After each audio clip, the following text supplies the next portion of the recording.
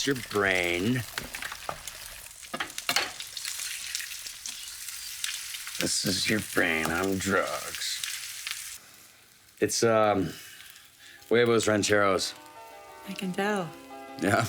Hey, what's up guys? Welcome back to Binging with Babish, where this week we're taking a look at the Huevos Rancheros from Breaking Bad. A traditional-ish, southwestern-ish, Mexican-ish breakfast, perfect for nursing that crystal meth hangover. First we gotta go on Etsy so we can get one of these weird vintage glass frying pans, specifically so we can do one of these rad Breaking Bad style POV egg shots, which I actually did in the bottom of a pie plate. Movie magic. Anyway, it's weird frying an egg in glass. It kinda sticks, but it kinda doesn't. And then once we've got one all crispy edged and sunny side up, we need to take our tortilla out the toaster, top up with some plain old black beans with plenty of black bean juice, some shredded cheddar cheese, and then top the whole affair up with our crispy fried egg. And then it wouldn't be Huevos Rancheros without some kind of tomato presence, and Jesse goes for Herdez salsa Cesara, which is not a bad choice as far as jarred salsas go. Generously dump some of that on the side, and that's all there is to it. Break open your runny egg yolk, cut off a piece of tortilla, and dig in. And for a 5-minute breakfast, this ain't bad. It's got diverse flavors and textures and colors. It's not even terrible looking. That is, until you lift up the plate and see all the various juices swim their way down to the bottom. And so if you've got the time and the patience in the morning, I think we can do a little better. Let's start by making our own corn tortillas. We're measuring out 9.5 ounces of masa harina, which we're going to tiny whisk together with 2 teaspoons of kosher salt, and then add 1 cup plus 2 tablespoons of warm tap water. Give it a cursory mix until a Play-Doh-like ball of dough forms, which we are going to cover in plastic wrap and let rest at room temperature for 30 minutes to let the masa harina fully hydrate. Once that's done, we're forming it into golf ball sized pieces and placing into a tortilla press, which you can see that I've lined with a zip top bag that I've cut open, which allows for easy retrieval of our tortillas. These are then headed into a screaming hot cast iron skillet that we've preheated for 10 minutes over medium to medium high heat, and we're cooking for 30 seconds on each side until lightly browned and blistered. Stack, cover with a kitchen towel, and keep warm until we're ready to use them. Then I'm going to make an approximation of Honduran crema by mixing together half a cup of sour cream and the juice of 1 lime, mixing together until we get a drizzleable consistency and a nice tangy sauce. And speaking of sauce, it's time to make our sauce. We're starting with 1 large dried ancho chili, whose seeds we're going to remove, chop into small pieces, and dry roast in a pan. We're also going to dry roast a few tablespoons of cumin seeds until fragrant, dump them into a spice grinder, and grind to a very finely ground consistency. Just like the corn tortillas, it's totally not required, but freshly ground spices taste and smell and are just generally way better than the pre-ground stuff in the bottle. Go ahead and set that aside as we begin our fresh ingredient preparations. I'm going to roughly chop 4 things and 4 things only: 1 small onion, 1 jalapeno, half a green pepper, and half a red pepper. That's it. That's all you need.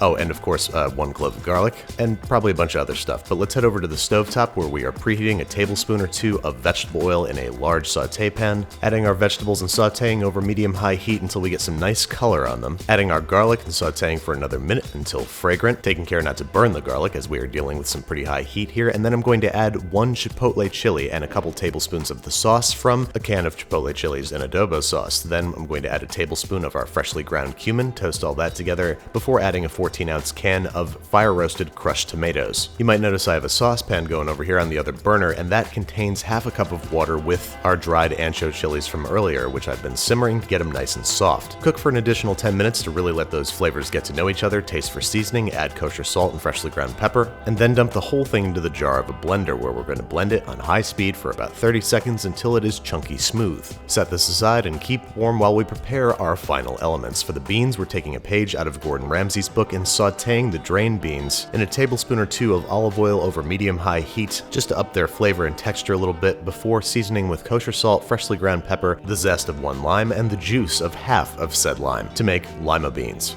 Sorry, not sure if you can tell from my voice, but I just woke up. Saute for another 30 seconds or so, cover and keep warm while we fry up our tortillas in about 1/4 cup of vegetable oil. The idea here is we want to get them a little bit crisp, but we want them to stay pliable. Once that texture has been achieved, go ahead and drain these on paper towels. That's all the ranchero elements of our Huevos Rancheros, so now it's time to tackle the huevos. We're frying these sunny side up in a hot nonstick pan and basting the whites with the hot oil to ensure that we get nice crispy edges and fully cooked whites. Then on our final serving plate, we've got our 2 crispy crispy soft fried tortillas, which we're going to top with our sauce, a healthy portion of lima beans, and our fried eggs. Then from here you could top it with avocado, chopped onions, anything you want, but I'm going to top it with a little bit more of our tomato pepper sauce, some freshly torn cilantro against my will, and a healthy drizzle of our imitation Honduran crema. Then all that's left to do is pick around the cilantro, cut open your eggs, make sure that they're nice and runny, and dig into a seriously flavorful, delicious breakfast, which has rightfully earned its place in the Clean Plate Club, just as soon as I can get all the cilantro off of it.